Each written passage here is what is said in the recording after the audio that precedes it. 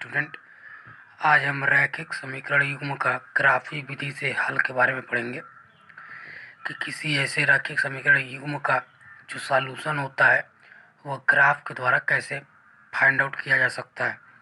तो इसके लिए हमने पिछले भाग में 3 ऐसे ग्राफीय स्थितियों के बारे में पढ़ा था जिसमें समांतर रेखाएं एक दूसरे को होती थी, एक दूसरे को एक बिंदु पर काटती थी या फिर एक दूसरे का संपाती होती थी। उन्हीं तीनों पोजीशंस के हिसाब से उन्हीं को ध्यान में रखते हुए हम रैखिक समीकरण युग्म का हल प्राप्त करते हैं। जैसे कि आइए हम उसकी एक बार और चर्चा कर लेते हैं कि दो चरों में एक रैखिक समीकरण युग्म द्वारा ज्यामितीय निरूपण के आधार पे तो हमने पढ़ा था कि रेखाएं एक बिंदु पर प्रतिच्छेद कर सकती हैं, दूसरा पढ़ा था समांतर हो सकती हैं, तीसरा पढ़ा था संपाती हो सकती हैं। तो देखिए, यदि इन तीनों में से कोई भी एक स्थिति आती है तो उसका हल कैसे किस प्रकार का होगा। यदि एक बिंदु पर प्रतिच्छेद करती है तो इस स्थिति में क्या होता है कि जो भी हमारे पास समीकरण युग्म है उसका अद्वितीय हल होता है। अद्वितीय हल का मतलब होता है, अद्वितीय मतलब दूसरा कोई नहीं, यानी कि सिर्फ और सिर्फ एक। ऐसे युग्मों को अविरोधी समीकरण युग्म कहते हैं। दूसरी मान लीजिए कंडीशन जो समांतर वाली थी, ऐसी स्थिति में क्या होता है कि समीकरणों का कोई हल नहीं होता है। अभी जब दोनों यदि समांतर हो जाएंगी, ऐसी रेखाएं बनेंगी, एक दूसरे को कहीं ना कहीं काटेंगे ही नहीं, तो हमको हल कहीं नहीं प्राप्त, एक भी हल नहीं प्राप्त होगा।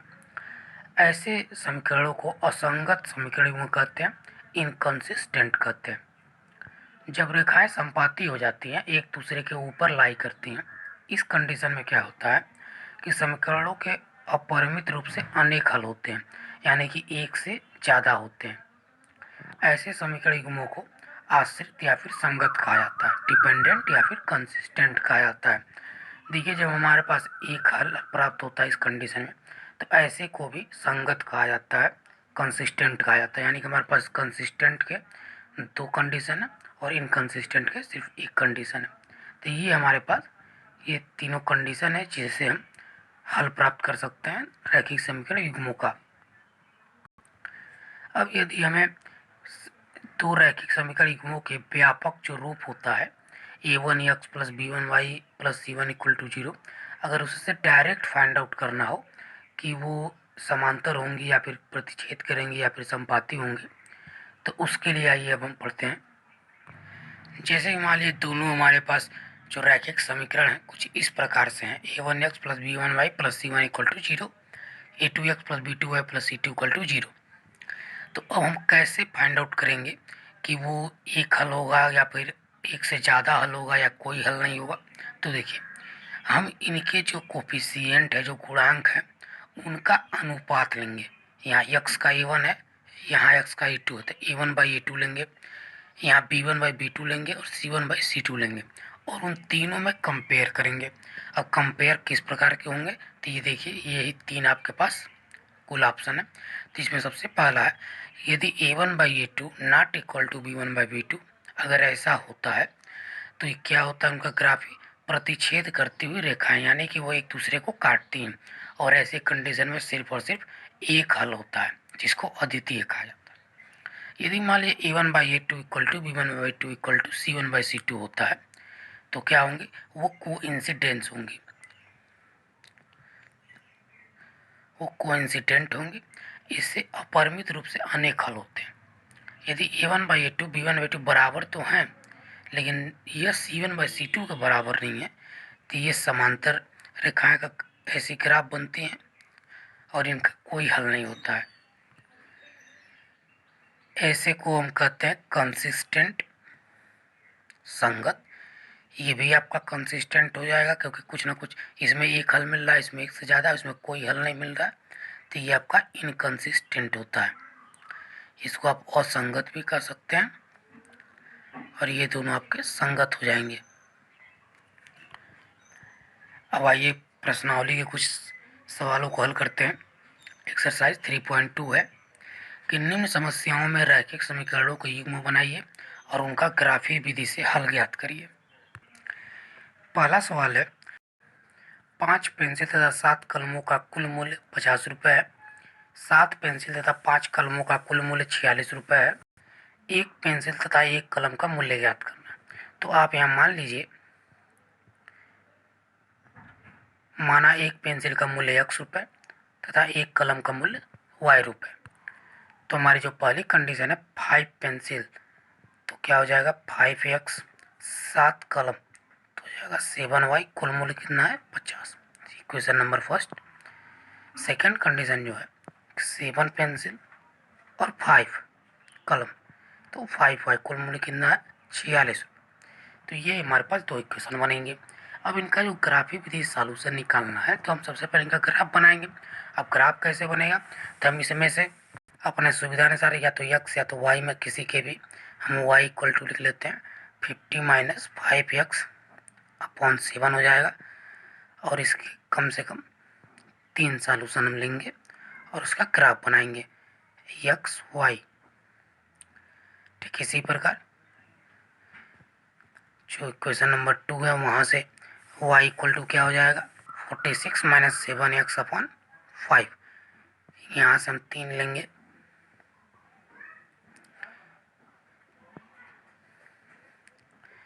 तो हम इसमें x का मान रखेंगे तो y के मान मिलेंगे। इस तरह 3 मान निकाल लेते हैं और यहाँ हम उसका ग्राफ बनाएंगे। ये मैंने x के कुछ मान रखते हुए y के मान निकाल लिए हैं दोनों में, और अब हम इसका ग्राफ बनाएंगे। तो पहले वाले ग्राफ बनाते हैं 3 पे 5, जब आपका 3 था तो आपका 5 है। 10 पे 0, 10 पे जो है 0 और -4 पे 10 है, तो ये आपका -4 है, इस -4 पे 10 है। अब आप इसको ज्वाइन कर लेंगे। ठीक इसी प्रकार दूसरे इक्वेशन का भी ग्राफ बना लेंगे। 8 पे -2 है तो 8 पे -2, 3 पे 5, 3 पे 5 यहाँ हो जाएगा, और -2 पे 12, -2 पे 12 यहाँ। अब आप इसको ज्वाइन कर लेंगे। तो इस प्रकार आप देख रहे हैं कि दोनों रेखाएं एक जगह प्रतिच्छेद कर रही हैं और उसका कोऑर्डिनेट क्या है 3,5। तो आपका जो आंसर हो जाएगा 3,5। तो 3,5 तो x पे आपका क्या था, तो ये x, y, x आपका क्या है, हमने क्या जूम किया है पेंसिल। तो आपका एक पेंसिल का जो मूल्य हो जाएगा क्या हो जाएगा 3 रुपये, और एक कलम का जो मूल्य है क्या हो जाएगा 5 रुपये।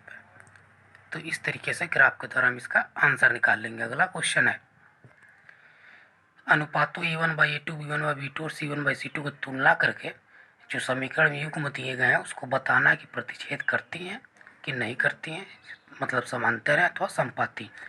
तो हमने पढ़ा हुआ था कि जब कुछ ऐसी कंडीशन है A1 अनुपातों की तो प्रतिच्छेद करती हैं, संपाती होती हैं या फिर समांतर होती हैं। तो हम कुछ ऐसे अनुपात निकालेंगे और देखेंगे कि अनुपात किस तरीके का है, तो हम आंसर बताएंगे। तो इसको व्यापक समीकरण से यदि कंपेयर करें तो A1 जैसे व्यापक समीकरण A1x B1y plus C1 equal to 0, A2x plus B2y plus C2 equal to 0। तो आप यहाँ देखेंगे तो सबसे पहले हम क्या करते हैं A1/A2 निकालते हैं। क्या A1 कितना है 5, 5/7 हो जाएगा। B1/B2 निकालें, B1 कितना है -4 प्लस 6 तो -2/3 हो जाएगा। C1/C2 यदि निकालें कितना हो जाएगा तो 8/-9। किसी से कैंसिल यदि हो सकता है तो कर लेंगे, नहीं होता तो नहीं करेंगे। चलिए कैंसिल नहीं होगा। अब आप देखिए कि A1/B2 और B1/B2 क्या दोनों बराबर हैं। आप यहाँ देख रहे हैं कि पहले ही दृष्टि में P1/B2 जो है ये बराबर नहीं है, नॉट इक्वल टू। यदि ये बराबर होते तो फिर हम C1/C2 चेक करते कि C1/C2 भी बराबर है कि अथवा नहीं है। तो यहाँ पहले ही बराबर नहीं है, तो इसका मतलब क्या है, तो हमारे पास तीनों कंडीशन में से जो पहली कंडीशन थी कि A1/A2 not equal to B1/B2, तो क्या होता है, तो रेखाएं जो है एक बिंदु पर प्रतिच्छेद करती हैं। इसी तरीके से हम इसका भी देख लेंगे। तो यहाँ आप निकालेंगे यदि A1/A2 तो 9/18 यानी कि 1/2। B1/B2 जब निकालेंगे तो 3/6 यानी कि 1/2। जब C1/C2 निकालेंगे तो 12/24 यानी कि 1/2। तो आप यहाँ देख रहे हैं कि A1/A2 इक्वल टू B1/B2 दोनों बराबर हैं। तो आप अगला भी चेक करेंगे C1/C2 के बराबर है कि नहीं, तो आप देख रहे हैं ये भी बराबर है, यानी कि तीनों के तीनों रिलेशंस बराबर हैं। तो ऐसी कंडीशन में क्या होती है, रेखाएं संपाती होती हैं। अगला ऐसे चेक कर लेंगे A1/A2 6/2 3/1। B1/B2 यदि चेक करेंगे तो -3/-1 यानी दैट इज 3/1। और C1/C2 यदि आप चेक करेंगे 10/9। इन तीनों से आपको रिजल्टेंट क्या मिला, आपको मिल रहा है A1/A2 इक्वल टू B1/B2, ये दोनों बराबर है। तो अगला भी चेक करेंगे और ये नॉट इक्वल टू C1/C2 है। तो इसका क्या मतलब है कि रेखाएं समांतर है। तो यही आपको फाइंड आउट करना था, प्रतिच्छेद करती है, समांतर अथवा संपाती। तो ये आपको इस तरीके से सॉल्यूशन हो जाएगा। अगला सवाल है कि ठीक उसी प्रकार से अनुपातों की तुलना करके बताना है कि संगत है अथवा असंगत। तो आपको पिछले ही मैंने बता दिया था अभी थोड़ी देर पहले ही कि जब रेखाएं एक दूसरे को काटती हैं अथवा एक दूसरे का संपाती होती है तो उसको संगत भी कहते हैं, और जब समांतर हो जाती है एक दूसरे का पैरेलल हो जाती है तो वही असंगत होता है, इनकंसिस्टेंट। तो हम यहाँ फाइंड आउट करेंगे सबसे पहले A1/A2। तो आप समझ चुके हैं A1 B1 C1 कैसे मिलता है, तो आप कंपेयर कर लेंगे। हाँ देखिए यहाँ पे जो है इक्वल टू है, एग्जैक्ट व्यापक रूप में नहीं है, तो आप चाहें तो व्यापक रूप में बना सकते हैं। जैसे कि इसको AX1 प्लस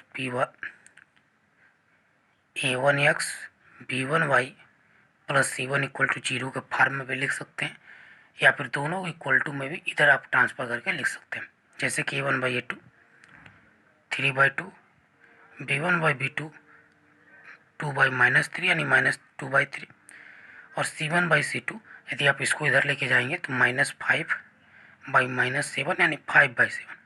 अब तीनों को कंपेयर करें तो आपको क्या मिल रहा है। सबसे पहले आप A1/A2 और B1/B2 को देखते हैं, तो आप देख रहे हैं यहीं दोनों बराबर नहीं है, यहीं दोनों नॉट इक्वल टू होता है, आगे देखने की जरूरत नहीं। और जब नॉट इक्वल टू यानी इसका एक अद्वितीय हल होगा, मतलब ये क्या है, संगत है, यानी एक दूसरे को प्रतिच्छेद करेंगे। ठीक है, ऐसे यहाँ भी A1/A2 2/4 दैट इज 1/2। यहाँ भी आप B1/B2 निकालेंगे -3/-6 दैट इज 1/2। C1/C2 भी करेंगे, ये दो ट्रांसफर करेंगे -8/-9 दैट इज 8/9। यहाँ आपको क्या मिल रहा है, A1/A2 इक्वल टू B1/B2 तो है, लेकिन ये नॉट इक्वल टू C1/C2 है। तो इसका मतलब क्या है कि रेखाएं जो है समांतर है, और समांतर होता है तो उसको क्या बोलते हैं, असंगत, इनकंसिस्टेंट। ठीक है, ऐसे ही बाकी बचे हुए का भी हम निकाल लेंगे। A1/A2 तो A1 जो है आप देख रहे हैं 3/2 है, और ये है 9। इसको सॉल्व करेंगे 3/2, ये 1/9, 3 या 9 यानी 1/6 होगा। इसी तरीके से आप B1/B2 भी निकाल लेंगे, 5/3 है यहाँ पे, बाई -10 सॉल्व करेंगे 5 या यानी -1/6। और इसी तरीके से C1/C2 जो है आप जब सॉल्व करेंगे तो -7/-14 कैंसिल होकर 1/2 हो जाएगा। तो आप देख रहे हैं कि यहाँ पे A1/A2 not equal to B1/B2, दोनों ये 1/6 है, ये -1/6, तो क्या होंगे, संगत। ऐसे ही अगला भी अगर आप निकालें A1/A2 5/-10 दैट इज -1/2। B1/B2 यदि आप निकालेंगे तो -3/6 दैट इज -1/2। और C1/C2 भी आप सॉल्व करेंगे तो -1/2 ही आएगा। तो यहाँ आपको A1/A2 B1/B2 C1/C2 मिल रहा है। तो इन दोनों कंडीशन में A1/A2 B1/B2 और C1/C2 बराबर हैं, अतः किसकी कंडीशन है, तो संपाती वाले की कंडीशन है, और जो संपाती होते हैं वो क्या होते हैं, संगत, और ये भी वही है, तो ये भी संगत। इस तरीके से हम संगत और असंगत भी फाइंड आउट कर सकते हैं। अगला सवाल है कि निम्न रैखिक समीकरण युग्मों में संगत अथवा असंगत है, संगत है तो ग्राफी विधि से हल करिए। हमारे पास आगे कुछ क्वेश्चंस दिए हुए हैं, उन क्वेश्चन में सबसे पहले फाइंड आउट करना है कि संगत है अथवा असंगत है। यदि संगत है तो ग्राफी से सॉल्यूशन फाइंड आउट करना है, ग्राफ बनाना है, और यदि असंगत है तो नहीं बनाना है। तो आइए हम चेक करते हैं। सबसे पहला सवाल है ये, यहाँ आप सबसे पहले क्या चेक करेंगे, a1/a2 संगत असंगत के लिए, तो 1/2 b1/b2 भी 1/2 है, और c1/c2 भी क्या है, 1/2 ही आएगा। तो ये किसकी कंडीशन है, संगत की, क्योंकि ये जब तीनों बराबर होते हैं तो ये संपाती होते हैं, कोइंसिडेंस, और ऐसे कंडीशन में इनके अपरिमित हल होते हैं इनको, और इनका सॉल्यूशन कंसिस्टेंट होता है। अब हम इसको संगत हो गया तो ग्राफ से सॉल्यूशन करेंगे। तो कैसे सॉल्व करते हैं, तो आप इसको x इक्वल टू क्या लिख सकते हैं, 5 - y, और यहाँ से आप इसके कम से कम मिनिमम 3 सॉल्यूशन लेंगे। दूसरे इक्वेशन से भी हम लिख लेना है x इक्वल टू 10 - 2y/2। यहाँ से हम इसके 3 सॉल्यूशन लेंगे और यहाँ ग्राफ बनाएंगे। तो हम कुछ अपने सुविधा अनुसार सॉल्यूशन ले लेते हैं, जैसे कि आप y इक्वल टू 5 ले लेंगे तो y इक्वल टू 5 लेंगे तो x इक्वल टू 0 मिलेगा, y इक्वल टू 4 लेंगे तो x equal to 1, y equal to 3 लेंगे तो x इक्वल टू 2। ठीक है, ऐसे इसका भी निकाल लेंगे और ग्राफ बनाएंगे। अब हम इसका निरूपण करते हैं। सबसे पहला क्या, 2, 3, 2 पे जो है 3, 1 पे 4 और 0, 5। तो यहाँ पे इसको हम ऐसे ज्वाइन कर लेंगे।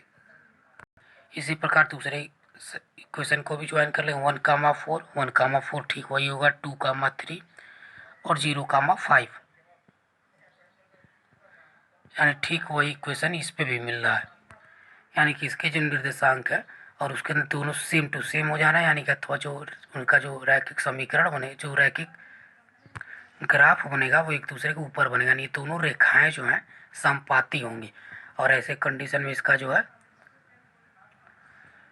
जो हल होगा अनेक हल होगा, यानी ये सब ये 3 जो हमने लिया ये तो इसके हल होंगे ही, इसके अलावा इसके अपरिमित हल होंगे। अब ऐसे हम इनको भी चेक कर लेते हैं कि संगत हैं अथवा असंगत। संगत होंगे तो ग्राफ से सॉल्व करेंगे और नहीं होंगे तो ऐसे ही छोड़ देंगे। तो यहाँ भी आप a1/a2 सब चेक करिए। तो यहाँ आप देख रहे हैं कि a1/a2 इक्वल टू b1/b2 तो है, लेकिन नॉट इक्वल टू c1/c2 है। मतलब ये समांतर रेखाओं को रिप्रेजेंट करता है, और समांतर रेखाएं क्या होती हैं, वो असंगत होती है, इनकन्सिस्टेंट होती है, तो इसका ग्राफ नहीं बनाना है। ठीक है, ऐसे ही हम इसको भी चेक कर लेंगे।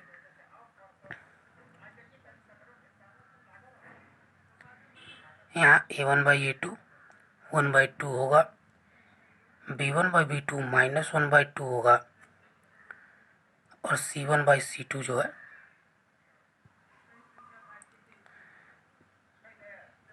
-6/-4, दैट इज 2 3 जा 6, 3/2, यानी कि a1/a2 not equal to b1/b2। ऐसे कंडीशन में एक दूसरे को प्रतिच्छेद करती हैं, और जब एक दूसरे को प्रतिच्छेद करेंगे तो इसका सिर्फ और सिर्फ एक हल मिलेगा, और ये भी किस कैटेगरी में आएगा, संगत। यानी इसको हमको सॉल्व करना पड़ेगा। तो अब सॉल्व कैसे होंगे, तो हम इसका ग्राफ बनाएंगे, क्योंकि ग्राफी से ही सॉल्व करना है। और इसके 3 तो हम इसके निर्देशांक लेंगे, तो यहाँ से आप y इक्वल टू ही लिख लीजिए, 6 - 2x हो जाएगा, और यहाँ y इक्वल टू क्या आ जाएगा, 4 - 4x अपॉन -2। और इसके आप क्या करेंगे, 3 निर्देशांक लेंगे और उसका ग्राफ बनाएंगे। अपने सुविधा अनुसार आप कुछ भी ले सकते हैं, और यहाँ हम इसका ग्राफ बनाएंगे। तो जैसे कि मान लिया हम x इक्वल टू यदि 2 रखते हैं तो y इक्वल टू क्या मिलेगा, 2। x इक्वल टू 3 रखते हैं तो y इक्वल टू 0 मिलेगा। x इक्वल टू 1 रखते हैं तो यहाँ 4 मिलेगा। ठीक वैसे यहाँ भी हम निकाल लेते हैं। x इक्वल टू यदि 0 रखते हैं तो ये -2 हो जाएगा। x इक्वल टू यदि 1 रखते हैं तो यहाँ 0 हो जाएगा। x इक्वल टू यदि 2 रखेंगे तो 4 2 जा 8 -4, तो ये 2 हो जाएगा। अब इसका ग्राफ बनाएंगे। अब अभी निर्देशांक को इसमें निरूपित करेंगे ग्राफ में और उसको ज्वाइन कर लेंगे तो हमको रैखिक लीनियर जो है उसका ग्राफ मिल जाएगा। तो यहाँ पहले वाले को रिप्रेजेंट 2, तो यहाँ हो जाएगा 3, 0 यहाँ पे, और 1, 4 इसको ज्वाइन कर लेंगे। इसी प्रकार दूसरे के भी निर्देशांक को निरूपित कर लेंगे। 0, -2 यानी यहाँ पे 1, 0 यहाँ पे, और 2, 2 यानी कि यहाँ पे। अब हम इसको ज्वाइन कर लेंगे। तो इस तरीके से दोनों रेखाएं एक दूसरे को कट करेंगी, और यहाँ दोनों कट कर रहे हैं जिसका निर्देशांक 2, 2 है, तथा इसका जो ग्राफी सॉल्यूशन से जो हल होगा x, y 2, 2 होगा। अब इसी तरीके से इस वाला अगले वाले को भी सॉल्व कर लेते हैं, चेक कर लेते हैं संगत है कि नहीं। तो यहाँ आप a1/a2 निकालेंगे तो ये 1/2 होगा। b1/b2 जब निकालेंगे तो भी 1/2 होगा। c1/c2 जब निकालेंगे तो ये आपका 2/5 होगा। तो यहाँ आप देखेंगे a1/a2 इक्वल टू b1/b2 तो है, लेकिन यह नॉट इक्वल टू c1/c2 है, जो कि समपाती को रेखाओं को निरूपित करता है। इस प्रकार यह असंगत होगा। तो जब असंगत है तो इसका ग्राफ नहीं बनाएंगे। अगला सवाल है, एक रैखिक समीकरण 2x + 3y - 8 = 0 दिया हुआ है। एक ऐसी दूसरी रैखिक समीकरण हमको लिखना है कि जिसका ज्यामितीय निरूपण कुछ इस तरीके से हो, एक दूसरे को प्रतिच्छेद करें, समांतर हो तो असंपाती। तो हमारा जो समीकरण है यह, दूसरा एक नया लिखना है। तो हम अपने हिसाब से कुछ भी लिख सकते हैं, लेकिन जो पहली कंडीशन है वो है प्रतिच्छेद की। तो प्रतिच्छेद आपको पता है कि प्रतिच्छेद कब करता है, जब आपका a1/a2 not equal to b1/b2 type का होता है। तो आप एक ऐसा इक्वेशन लिखेंगे कि जिसमें कुछ इस तरीके का फॉलो करता है। तो मान लीजिए हम अपने सुविधानुसार लिख दिया एक 4x + 6y - 8 = 0।